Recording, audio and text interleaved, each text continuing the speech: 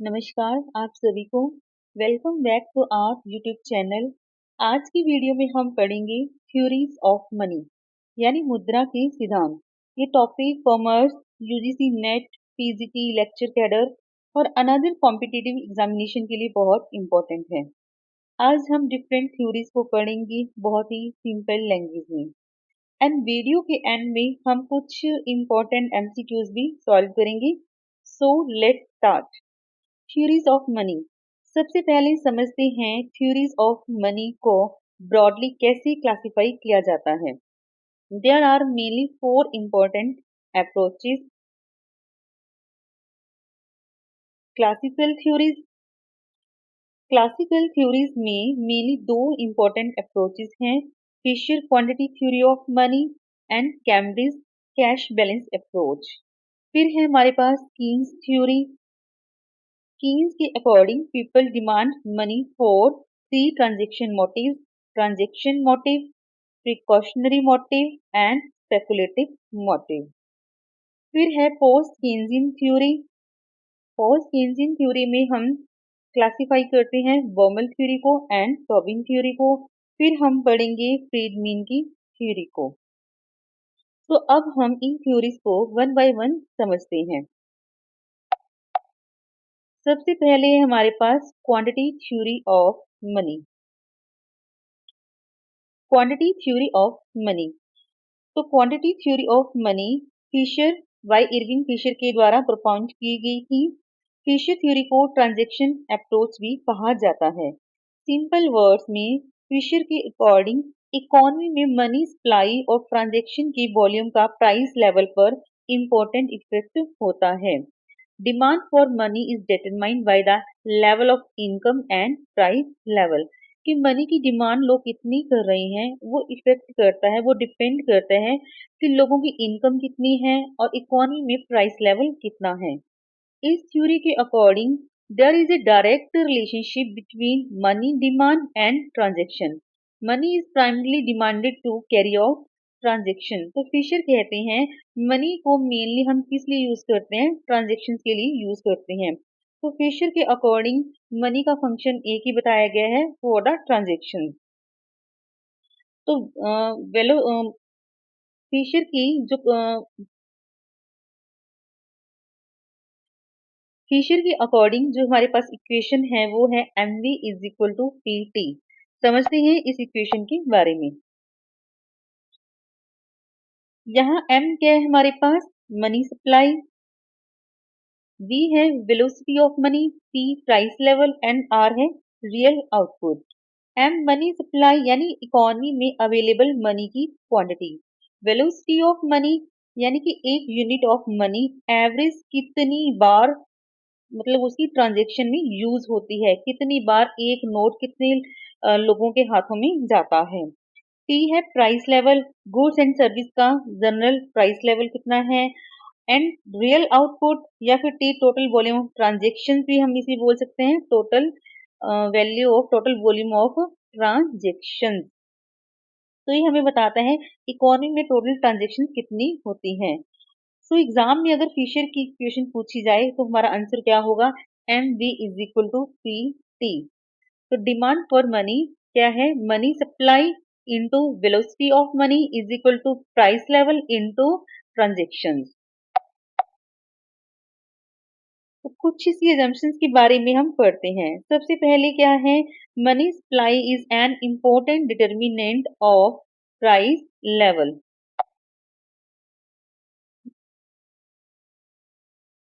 Money supply is an important determinant of price level यानी money supply price level को effect करता है। Second है हमारे पास velocity of money is constant. Money कितनी बार सर्कुलेट होती है वो उसे स्टेबल माना जाता है, यानी कि हमें पता है लोग कितनी ट्रांजेक्शन करते हैं, कितनी बार ट्रांजेक्शन करते हैं, उसे स्टेबल माना जाता है। कोई भी थ्योरी है किसी न किसी अजम्पशंस को लेकर चलती है, कुछ कंडीशंस को स्टैटिक मानकर स्टेबिलिटी मानकर चलती है, तभी वो थ्योरी कोई लॉ है उसे फिट मतलब माना जाता है, वो फिट बैठता है। थर्ड है volume of transaction is relatively stable constant in short run. Short run में ट्रांजेक्शन का वॉल्यूम रिलेटिवली स्टेबल माना जाता है। देयरफॉर अगर मनी सप्लाई इंक्रीज हो रही है और बाकी थिंग्स क्या सेम है, अदर थिंग्स रिमेन कांस्टेंट, तो प्राइस लेवल भी क्या हो जाता है, इंक्रीज हो जाता है, जिससे कि इन्फ्लेशन होता है। तो पॉजिटिव रिलेशनशिप है। मनी सप्लाई और प्राइस में क्या है, पॉजिटिव रिलेशनशिप है, यानी कि महंगाई आ जाती है, इन्फ्लेशन हो जाता है। अगर पैसे की सप्लाई ज्यादा बढ़ रही है तो प्राइस लेवल बढ़ जाता है, इन्फ्लेशन बढ़ जाता है। इन अनदर हैंड अगर प्राइस लेवल बढ़ जाता है तो मनी की वैल्यू क्या हो जाती है, कम हो जाती है। प्राइस लेवल के बढ़ने से वैल्यू ऑफ मनी कम हो जाती है। तो हम कहते हैं ना कि पहले बहुत कम पैसे में बहुत सारा हम सामान खरीद सकते थे, और आज क्या है, उतना ही सामान खरीदने के लिए हमें बहुत ज्यादा पैसे खर्च करने पड़ते हैं। तो मतलब प्राइस लेवल बढ़ गया है और मनी की वैल्यू क्या हो गई है, कम हो गई है। तो प्राइस लेवल और वैल्यू ऑफ मनी में कौन सा रिलेशनशिप है, नेगेटिव रिलेशनशिप है। मनी सप्लाई एंड प्राइस में पॉजिटिव रिलेशनशिप है, प्राइस लेवल में, price level and value of money में नेगेटिव रिलेशनशिप है। अगर मार्केट में गुड्स सेम है बट मनी ज्यादा हो जाए तो प्राइस इंक्रीज होने की पॉसिबिलिटी होती है। मतलब गुड्स वही सेम है, मनी सप्लाई ज्यादा है, तो प्राइस ऑब्वियसली क्या हो जाते हैं, बढ़ जाते हैं। In Fisher view money serve purely as a medium of exchange. Money का सिर्फ एक ही फंक्शन है फिशर के अकॉर्डिंग, मीडियम ऑफ एक्सचेंज। सिर्फ हम ट्रांजेक्शन पर्पज के लिए यूज करते हैं, not as a store of value.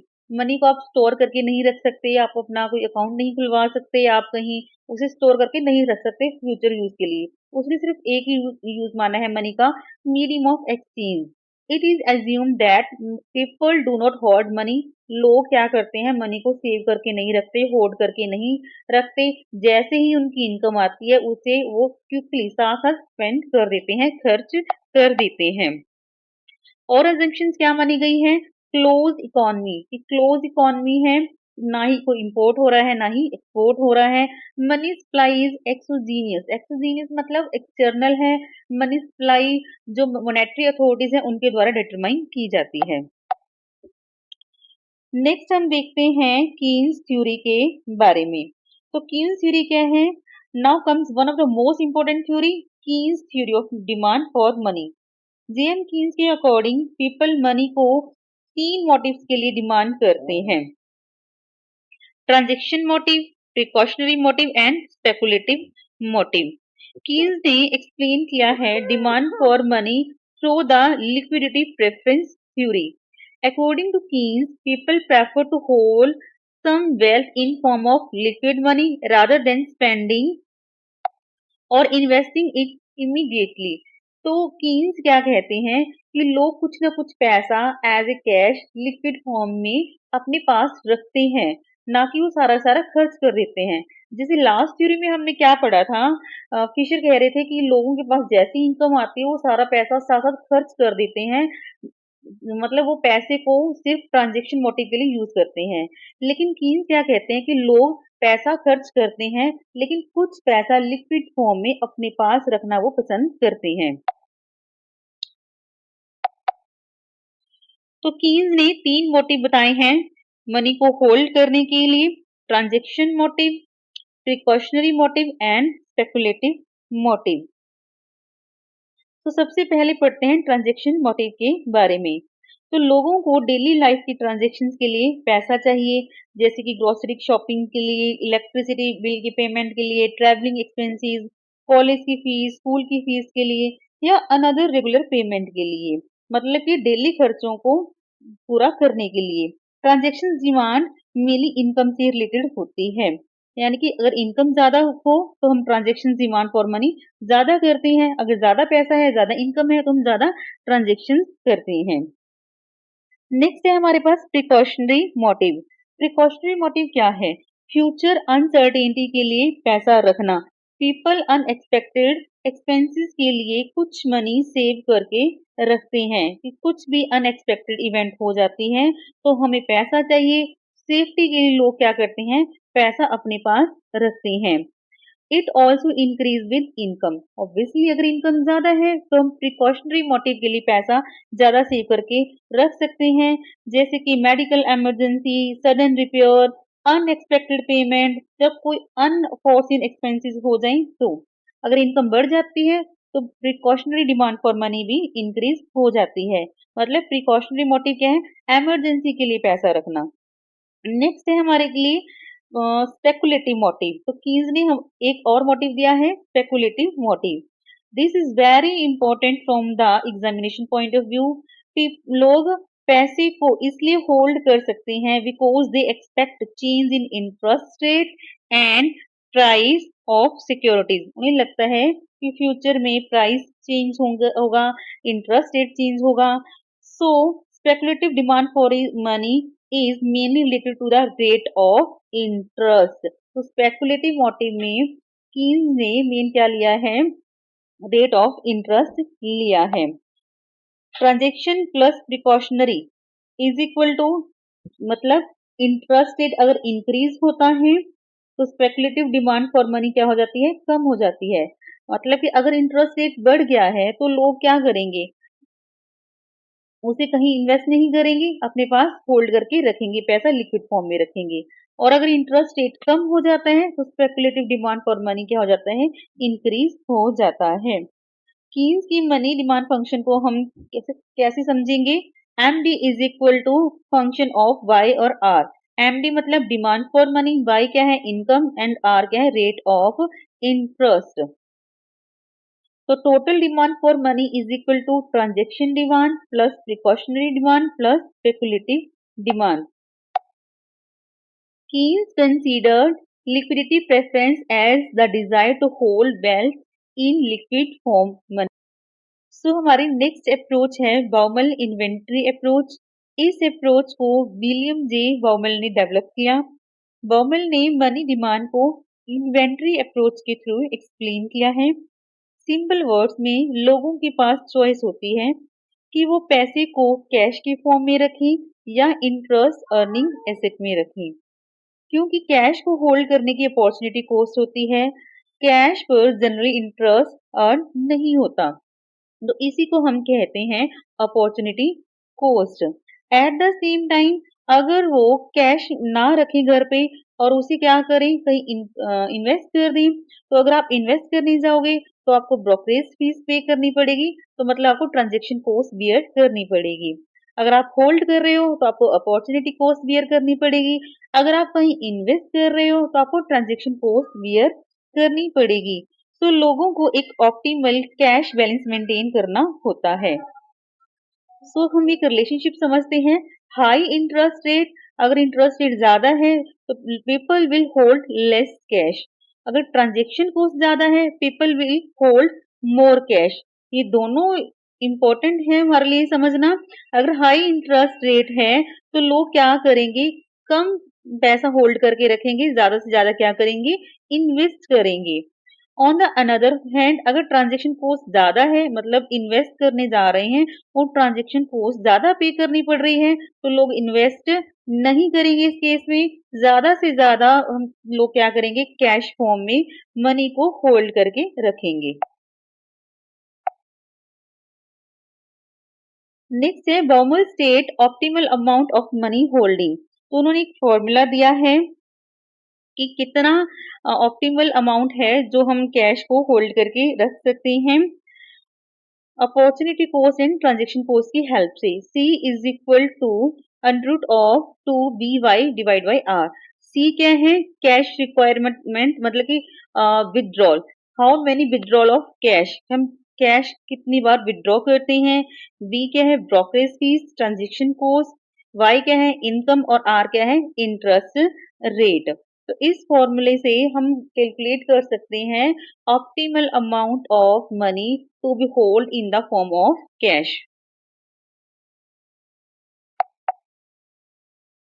Next है हमारे पास Cambridge version cash balance approach.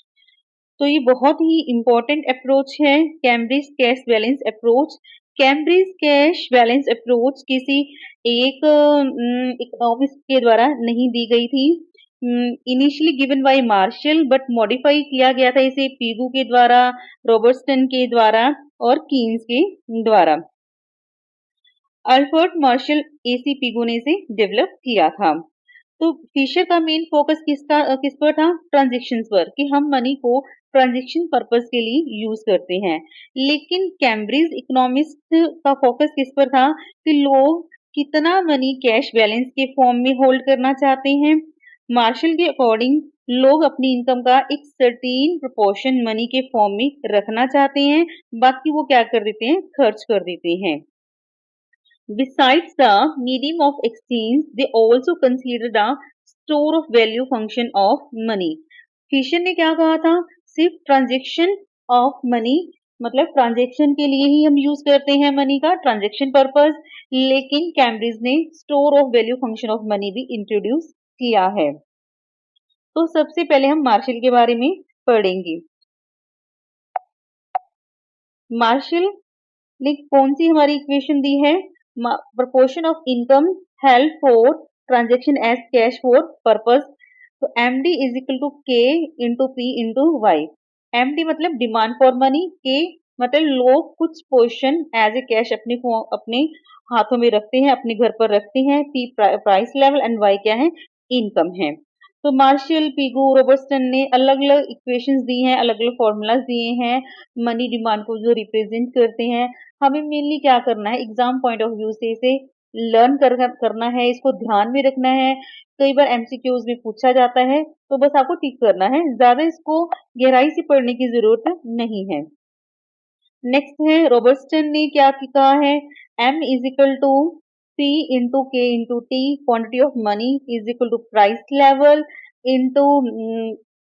Into K है proportion of total amount of goods and services which people wish to hold in the form of cash balance, और T क्या है? वही transactions, total value of goods and services purchased during a year। Same है, बस थोड़ा थोड़ा change किया है।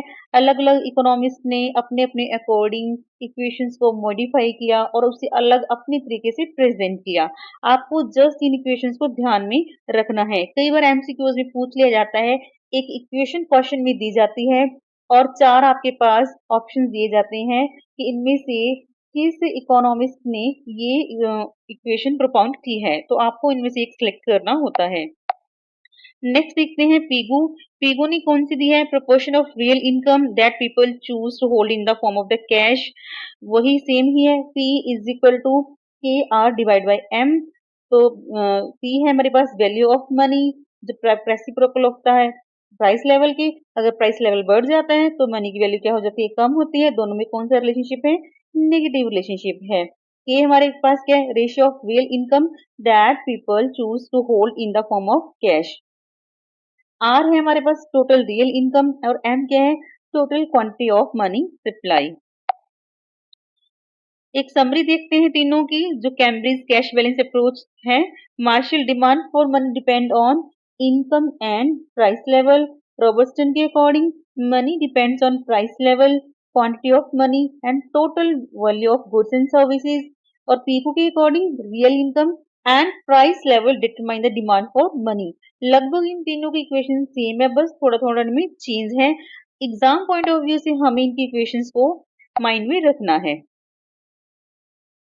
सो हमारी एक लास्ट अप्रोच रह गई थी, Tobin theory of demand for money.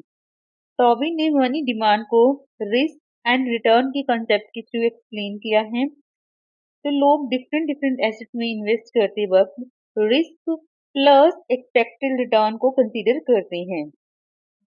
Therefore, money demand is related to an individual's portfolio choice। तो टोबिन ने स्टेट किया है कि rational risk averse individual hold diversified portfolio. Diversified portfolio का मतलब क्या है? लोग एक ही फाइनेंशियल एसेट में पैसा इन्वेस्ट नहीं करते, वो अपना पैसा अलग अलग सिक्योरिटीज में इन्वेस्ट करते हैं ताकि वो रिस्क को मिनिमाइज कर सकें। और both safe money and risky interest bearing assets. तो risky plus risk free securities में पैसा इन्वेस्ट किया जाता है ताकि हम अपने रिस्क को क्या कर सकें? डाइवर्सिफाई कर सकें, मिनिमाइज कर सकें। तो इसका फॉर्मूला क्या रहने वाला है? Money of demand is function of RS, RV, pi power E and W। RS expected return on stock RB expected return on bonds, pi की power E expected inflation rate and real wealth. So money demand depends on how much return we get on stock, bonds, inflation and wealth.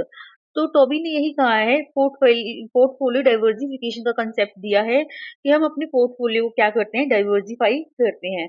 तो है portfolio का meaning क्या है, a group of assets. तो लोग अपना पैसा एक ग्रुप ऑफ एसेट्स में इन्वेस्ट करते हैं ताकि अपने रिस्क को मिनिमाइज कर सकें और अपनी रिटर्न को मैक्सिमाइज कर सकें. नेक्स्ट हम कुछ एमसीक्यूज के बारे में देखते हैं. According to the quantity theory of money, the value of money is determined by supply of money, demand for money, general price level, velocity of circulation. तो इसका आंसर हमारा हो जाएगा C, general price level. Next question है हमारा, according to the Cambridge approach the demand for money depend on. Cambridge की approach के according हमारी मनी की डिमांड किस पर डिपेंड करती है, income and price level, wealth and interest rate, transaction motive only, speculative motive only. तो हमारा इसका आंसर हो जाएगा A, income and price level. Next question है, who is associated with the liquidity preference theory of money. हमने भी अपनी एक कंसेप्ट में, एक अप्रोच में पढ़ा है, लिक्विडिटी प्रेफरेंस थ्योरी किसने दी है, Alfred Marshall, John Maynard Keynes, Irving Fisher and और डेविड रिकार्डो. तो इसका हमारा आंसर रहेगा B, John Maynard Keynes. Next देखते हैं, which motive is related to future uncertainty and contingencies. मतलब फ्यूचर अनसर्टेन है, कॉन्टिजेंट है, तो ये मोटिव किसके अंडर कैटेगराइज किया गया है, transaction motive, precautionary motive, speculative motive और पोर्टफोलियो मोटिव. तो इसका हमारा आंसर रहने वाला है बी, प्रिकॉशनरी मोटिव. तो हम क्या करते हैं, फ्यूचर अनसर्टेनिटी को बियर करने के लिए, इमरजेंसी को फेस करने के लिए अपना पैसा क्या करते हैं, सेव करके रखते हैं. प्रिकॉशनरी मोटिव उसे बोला जाता है. नेक्स्ट हमारा क्वेश्चन है, Fisher's quantity theory emphasizes the role of, A है interest rate, price level, velocity of money, national income. तो हमारा आंसर रहने वाला है C, velocity of money. Next हमारा क्वेश्चन है, which theory incorporates the concept of real balance. तो real balance concept किस थ्योरी के द्वारा दिया गया है, quantity theory of money, Cambridge cash balance approach, Fisher theory या फिर नन ऑफ द अबव. तो इन चारों में से हमारा कौन सा ऑप्शन सही होगा, तो हमारा आंसर है B, Cambridge cash balance approach. Next हमारा क्वेश्चन है, in Keynesian theory when the interest rate fall. जब इंटरेस्ट रेट कम हो जाता है तो लोग क्या करते हैं, people tend to hold more money for transaction, less money for transaction, more money for speculation, no change in money demand. तो हमारा आंसर रहेगा इसका C, more money for speculation. जब हमारा इंटरेस्ट रेट कम हो जाता है तो लोग स्पेकुलेशन पर्पस के लिए ज्यादा मनी की डिमांड करते हैं. नेक्स्ट हमारा क्वेश्चन है, the Cambridge equation of exchange was developed by. तो कैम्ब्रिज इक्वेशन एक्सचेंज किसने डेवलप की थी, Alfred Marshall, AC Pigou, Johan Maynard Keynes या फिर इरविंग फिशर. तो हमारा इसका आंसर हो जाएगा B, A C Pigou. Next question है, according to Keynes the motive for holding money is not. कौन सा मोटिव नहीं है मनी को होल्ड करने का, transaction motive, precautionary motive, speculative motive and investment motive. तो हमारा आंसर हो जाएगा डी, इन्वेस्टमेंट मोटिव नहीं है. Transaction motive, precautionary motive and speculative motive ये कीन्स के द्वारा इंट्रोड्यूस किए गए हैं. नेक्स्ट हमारा क्वेश्चन है, if the velocity of money increase, velocity of money increase then according to the quantity theory.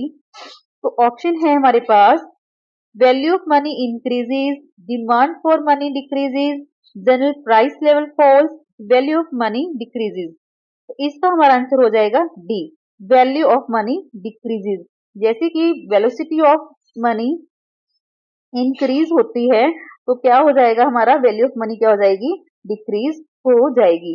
वैसे इस थ्योरी में वेलोसिटी ऑफ मनी और ट्रांजेक्शन्स को क्या माना गया है, कांस्टेंट माना गया है।